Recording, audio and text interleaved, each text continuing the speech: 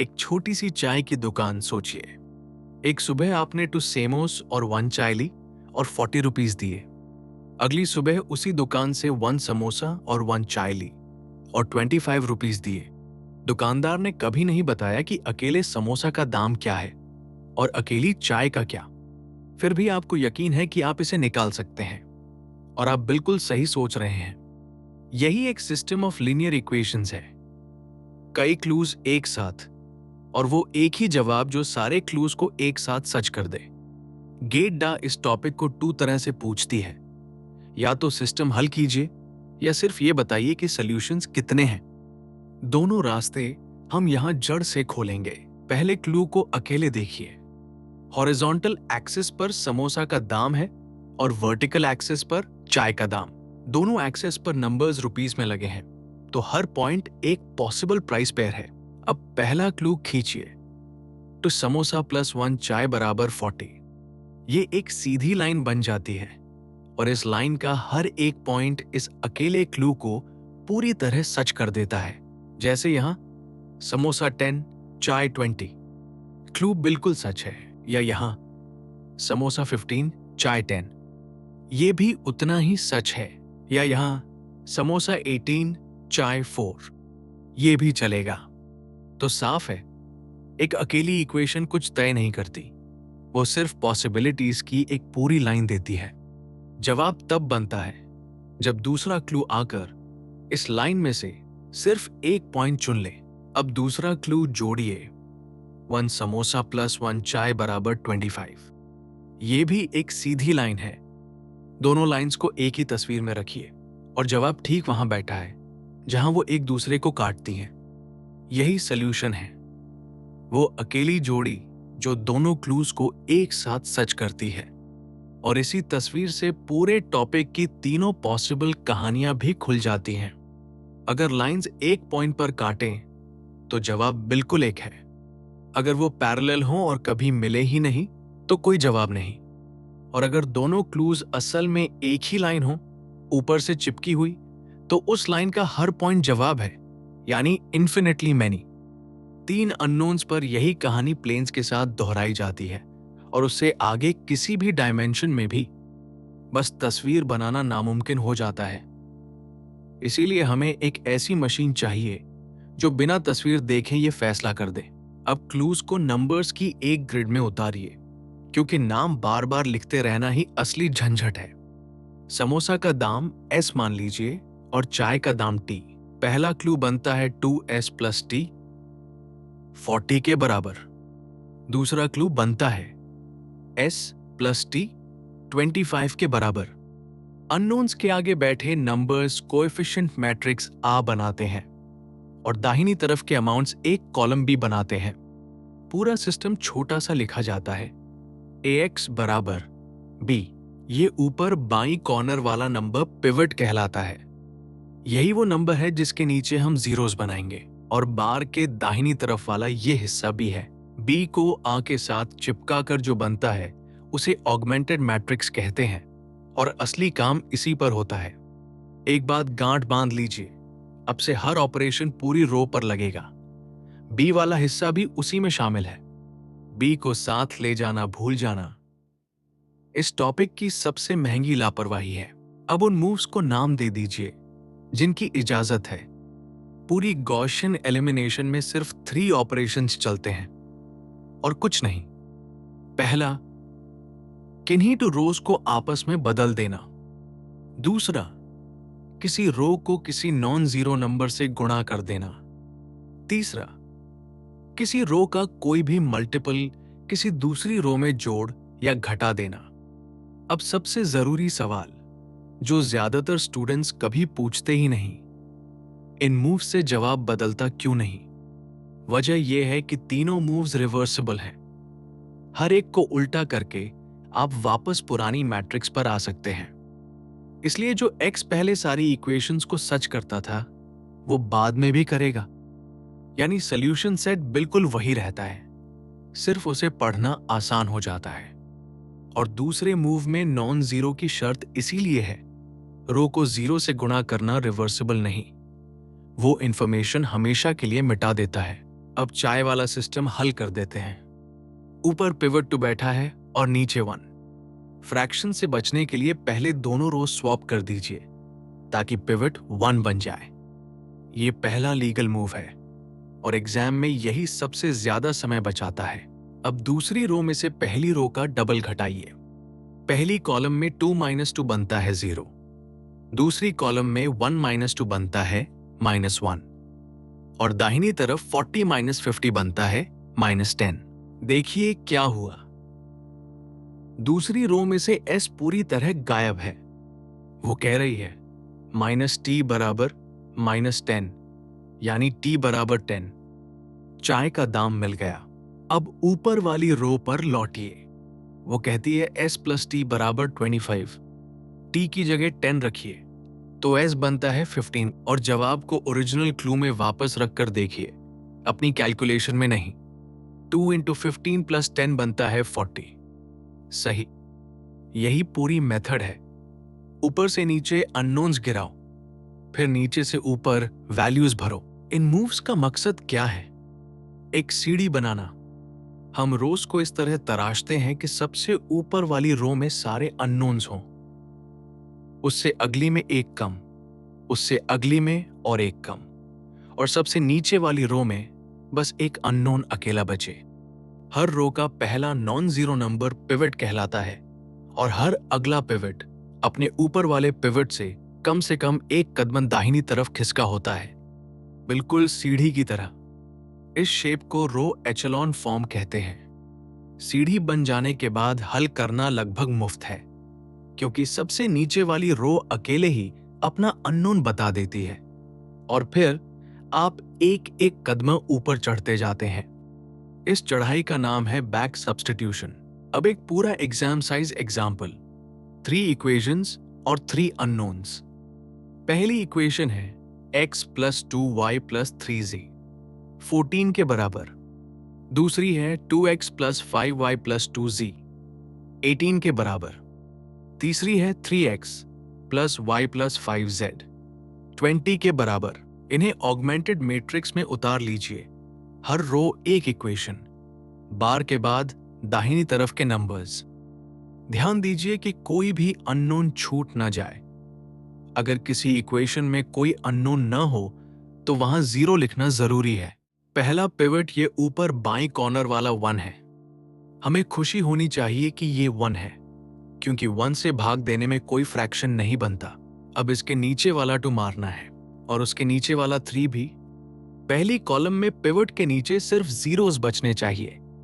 यही forward elimination का पहला राउंड है। दूसरी रो में से पहली रो का डबल घटाइए। 2 - 2 बनता है 0, 5 - 4 बनता है 1, 2 - 6 बनता है -4 और 18 - 28 बनता है -10। अब तीसरी रो में से पहली रो का ट्रिपल घटाइए। 3 - 3 बनता है 0, 1 - 6 बनता है -5, 5 - 9 बनता है -4 और 20 - 42 बनता है -22। अब अगला पिवट दूसरी रो वाला 1 है और उसके ठीक नीचे -5 पड़ा है। उसे मारने के लिए तीसरी रो में दूसरी रो का 5 गुना जोड़ दीजिए। दूसरी कॉलम में -5 + 5 बनता है 0। तीसरी कॉलम में -4 - 20 बनता है -24 और दाहिनी तरफ -22 - 50 बनता है -72। ये स्टेप पहली बार उलझा लगता है, इसलिए धीरे से दोबारा देखिए। हर बार काम एक ही था, पिवोट के नीचे वाली एंट्री 0 करना। अब पिवोट्स गिनिए। पहली रो में 1, दूसरी में 1, तीसरी में -24। हर पिवट अपने ऊपर वाले से ठीक एक कदम दाहिने खिसका है। यही रो एचेलॉन फॉर्म है। और सबसे जरूरी ऑब्जर्वेशन, तीनों अननोन्स के पास अपना पिवट है, कोई आजाद नहीं छूटा। जब हर अननोन के पास पिवट हो, जवाब हमेशा बिल्कुल एक होता है। अब सीढ़ी पर नीचे से ऊपर चढ़िए। सबसे नीचे वाली रो कहती है -24 × z -72 के बराबर। दोनों तरफ -24 से भाग दीजिए। z बनता है 3। ये जवाब लगभग मुफ्त मिला, क्योंकि उस रो में और कोई अननोन था ही नहीं। अब एक कदम ऊपर, दूसरी रो कहती है y माइनस 4z माइनस 10 के बराबर। z की जगह 3 रखिए तो 4 इंटू 3 बनता है 12 और y माइनस 12 माइनस 10 के बराबर, यानी y बनता है 2। अब सबसे ऊपर वाली रो x plus 2 y plus 3z 14 के बराबर। y की जगह 2 रखने से वो टर्म बनता है 4 और z की जगह 3 रखने से 9। 14 में से 13 निकालिए, x बनता है 1। अब वेरिफिकेशन, और इसे कभी मत छोड़िए। दूसरी ओरिजिनल इक्वेशन में रखिए 2 प्लस 10 प्लस 6 यानी 18, सही। और तीसरी में 3 प्लस 2 प्लस 15 यानी 20, ये भी सही। ध्यान दीजिए, जांच अपनी बनाई एचेलॉन मैट्रिक्स में नहीं, ओरिजिनल इक्वेशंस में हुई।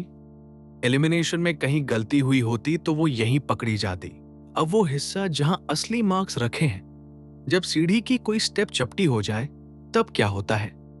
मान लीजिए एलिमिनेशन के दौरान किसी रो की बाईं तरफ सब कुछ 0 हो गया। अब दो ही सूरतें बनती हैं। अगर उस रो के दाहिनी तरफ भी 0 है तो वो रो कह रही है 0 बराबर 0, यानी वो कुछ मांग ही नहीं रही।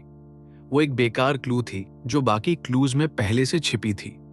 लेकिन अगर बाईं तरफ सब 0 है और दाहिनी तरफ कोई नॉन जीरो नंबर बचा है तो वो रो कह रही है 0 किसी नॉन जीरो नंबर के बराबर है। ये सरासर झूठ है और ऐसा सिस्टम इनकंसिस्टेंट कहलाता है। उसका कोई सॉल्यूशन नहीं होता। ज्योमेट्री में ये ठीक इन पटरी की तरह है, दो लाइंस जो हमेशा साथ चलती हैं पर कभी मिलती नहीं। इसे नंबर्स पर देख लीजिए। सिस्टम लीजिए x प्लस वाई 2 के बराबर और 2x प्लस 2y 5 के बराबर। दूसरी रो में से पहली रो का डबल घटाइए, बाईं तरफ सब कुछ 0 हो जाता है और दाहिनी तरफ 5 में से 4 निकलकर बचता है 1। अब इस रो को पढ़िए, ये कह रही है 0 into x plus 0 into y 1 के बराबर, यानी 0 बराबर 1। ये किसी भी x और y पर सच नहीं हो सकता, इसलिए इस सिस्टम का कोई सॉल्यूशन नहीं है। और ध्यान दीजिए कि गड़बड़ी कोएफिशिएंट्स में नहीं थी। दूसरी इक्वेशन की बाईं तरफ पहली की ठीक डबल है पर दाहिनी तरफ डबल नहीं है। क्लूज आपस में लड़ रहे हैं, इसी को इनकंसिस्टेंट कहते हैं। अब पूरी कहानी को एक फ्लोचार्ट में बांध लीजिए, क्योंकि एग्जाम में यही आपका फैसला करने वाला यंत्र है। शुरुआत हमेशा एक ही जगह से ऑगमेंटेड मैट्रिक्स बनाइए और उसे रो रिड्यूस कीजिए। अब सिर्फ एक सवाल पूछिए, और यह सवाल हमेशा पहले पूछा जाता है, क्या कोई ऐसी रो बनी जिसकी बाईं तरफ सब 0 है पर दाहिनी तरफ नॉन जीरो है? अगर हां, तो कहानी वहीं खत्म, कोई सॉल्यूशन नहीं, सिस्टम इनकंसिस्टेंट है। अब आगे गिनने का कोई मतलब ही नहीं। अगर नहीं तो सिस्टम कंसिस्टेंट है और कम से कम एक सॉल्यूशन जरूर मौजूद है। अब दूसरा सवाल, क्या हर अननोन के पास अपना पिवट है? अगर हर अननोन के पास अपना पिवट है तो कोई भी अननोन आजाद नहीं है, और जवाब बिल्कुल एक होता है। और अगर कोई अननोन पिवट के बिना रह गया तो वो फ्री वेरिएबल कहलाता है। आप उसे कुछ भी दे सकते हैं और बाकी सब उसी हिसाब से बैठ जाता है। इसलिए इन्फिनिटली मेनी सॉल्यूशंस। यह क्रम कभी मत उल्टिए, पहले कंसिस्टेंसी फिर गिनती।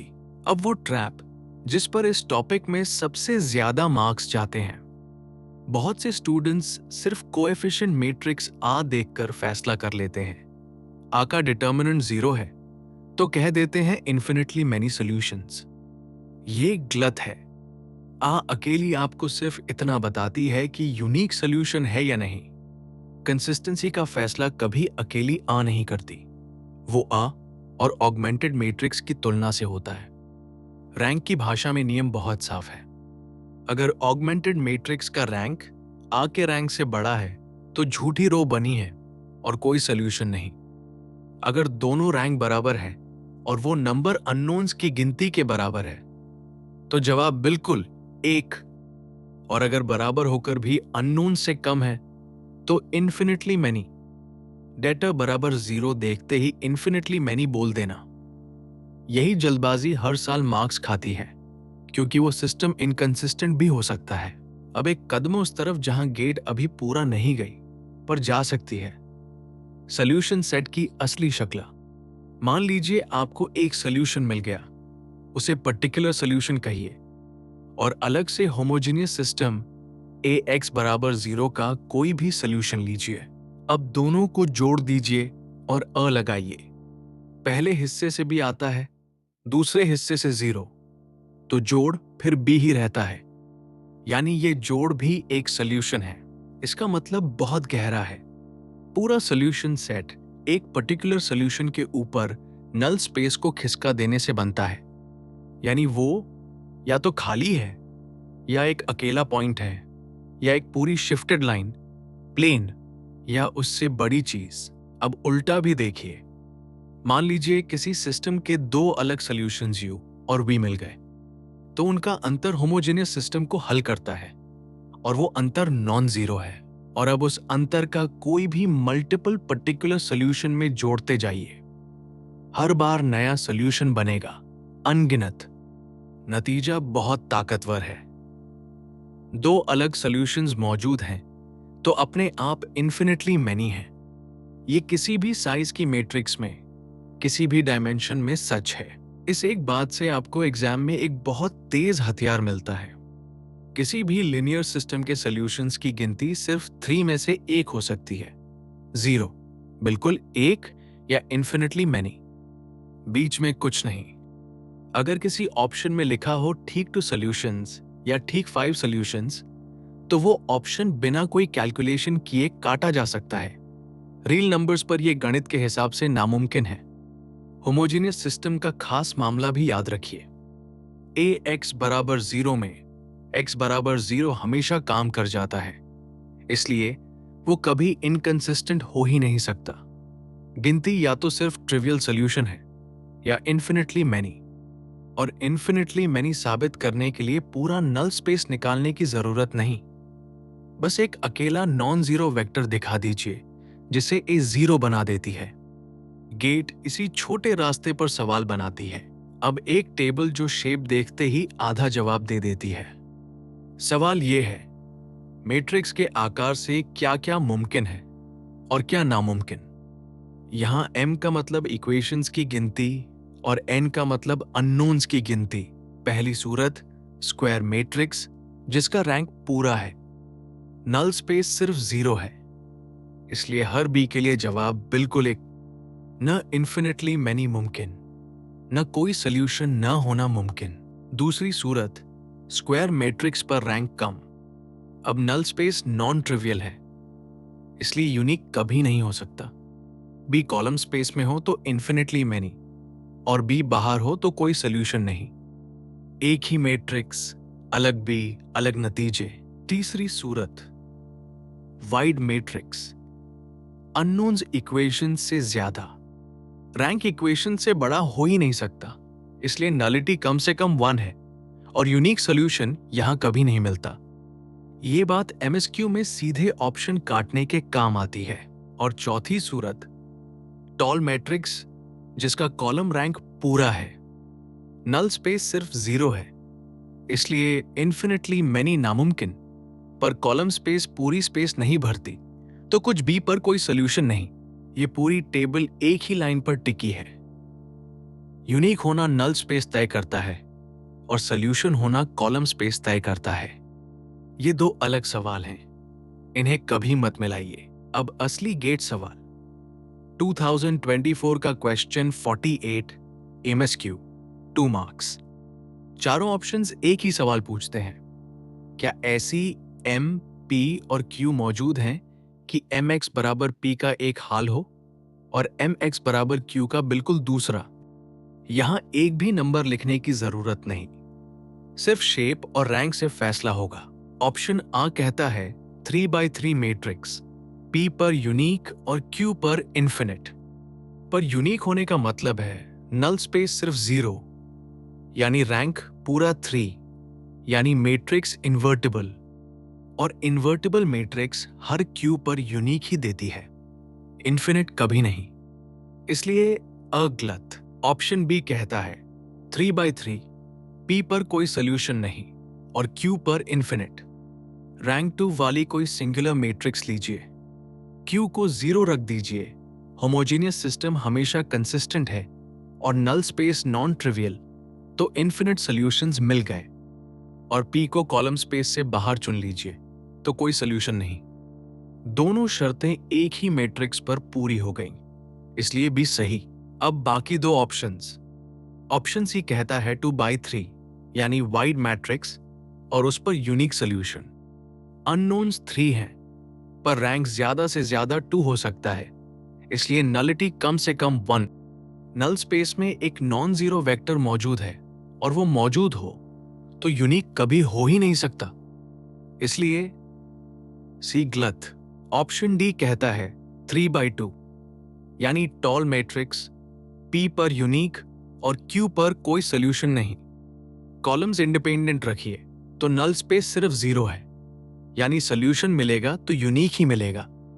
और उसकी कॉलम स्पेस 3 डायमेंशन में सिर्फ एक प्लेन है, तो उस प्लेन से बाहर का क्यू चुनते ही कोई सोल्यूशन नहीं बचता। दोनों शर्तें पूरी, इसलिए डी सही। तो जवाब है बी और डी, और ऑफिशियल की भी यही है। सीख याद रखिए, यूनिक होना नल स्पेस तय करता है और सोल्यूशन का होना कॉलम स्पेस। शेप देखकर सोचिए, नंबर्स भरकर नहीं। आखिर में एग्जाम की सबसे प्रैक्टिकल बात, कॉस्ट। गॉसियन एलिमिनेशन में असली मेहनत सीडी बनाने में लगती है, बैक सब्स्टिट्यूशन तो लगभग मुफ्त है। सोचिए, इस पुरानी एडिंग मशीन पर हर मल्टीप्लिकेशन हाथ से करनी है। n/n डेंस सिस्टम के लिए फॉरवर्ड एलिमिनेशन लगभग n³ 3 ऑपरेशंस मांगती है, यानी ऑर्डर n³। n दोगुना कीजिए और काम 8 गुना हो जाता है। इसीलिए एक ही मैट्रिक्स के साथ कई अलग राइट हैंड साइड्स हों तो एलिमिनेशन का महंगा हिस्सा एक ही बार करके संभाल लेना समझदारी है। और अगर पिवट की जगह 0 आ जाए तो घबराइए मत, नीचे की किसी रो से स्वैप कर लीजिए, इसे पार्शियल पिवटिंग कहते हैं। हाँ, अगर पूरी कॉलम नीचे तक 0 ही हो तो स्वैप भी काम नहीं आएगा, उस अननोन का पिवट है ही नहीं, वो फ्री वेरिएबल बन जाता है। और आखिरी गेट सवाल, 2025 का क्वेश्चन 12 MCQ 1 मार्क। पूछा है कि किसी n/n अपर ट्रायंगुलर मैट्रिक्स पर गॉसियन एलिमिनेशन करने में एडिशंस और मल्टीप्लिकेशंस का ऑर्डर क्या है। पहले सामान्य हालत, डेंस n/n पर फॉरवर्ड एलिमिनेशन लगभग n³ 3 ऑपरेशंस लेती है और बैक सब्स्टिट्यूशन n × n-1 पूरे पर बाई 2। सारा भारी काम एलिमिनेशन में है। नंबर्स डालकर फ्रॉक महसूस कीजिए। n बराबर 100 पर एलिमिनेशन लगभग 3,33,000 ऑपरेशंस मांगती है, जबकि बैक सब्स्टिट्यूशन सिर्फ 4,950। अब सवाल की असली चाल, मैट्रिक्स पहले से अपर ट्रायंगुलर है, यानी डायगोनल के नीचे हर एंट्री पहले से ही 0 है, तो एलिमिनेशन में मारने के लिए बचा ही क्या, कुछ भी नहीं। पूरा n³ वाला हिस्सा गायब हो जाता है, बचता है सिर्फ बैक सब्स्टिट्यूशन, यानी कुल ऑर्डर n²। इसलिए सही जवाब ऑप्शन बी है और ऑफिशियल की भी बी ही है। जाल ठीक यही है। गॉसियन एलिमिनेशन सुनते ही दिमाग रटा हुआ ऑर्डर n³ बोल देता है और ऑप्शन सी चुन लेता है, पर सवाल ने स्ट्रक्चर पहले ही बता दिया था। सबक यह है, कॉस्ट मैट्रिक्स की शेप से तय होता है, मेथड के नाम से नहीं। समेटते हैं, सिस्टम को Ax बराबर b लिखिए और b को चिपकाकर ऑगमेंटेड मैट्रिक्स बनाइए। हर ऑपरेशन पूरी रो पर b समेत। सिर्फ 3 रो ऑपरेशंस लीगल हैं और तीनों रिवर्सिबल हैं, इसलिए सॉल्यूशन सेट कभी नहीं बदलता। सीढ़ी यानी रो एचेलॉन फॉर्म बनाइए, फिर नीचे से ऊपर बैक सब्स्टिट्यूशन कीजिए और जवाब हमेशा ओरिजिनल इक्वेशंस में जांचिए। फैसला हमेशा 2 कदमों में, पहले कंसिस्टेंसी फिर गिनती। झूठी रो बने तो कोई सोल्यूशन नहीं। हर अननोन के पास पिवट हो तो बिल्कुल एक, कोई अननोन फ्री बचे तो इन्फिनिटली मैनी। गिनती 0, 1 या इन्फिनिटी के अलावा कुछ हो ही नहीं सकती। और कॉस्ट मैट्रिक्स की शेप से आती है, मेथड के नाम से नहीं। अब G038X खोलिए और 5 सवाल अपने हाथ से हल कीजिए।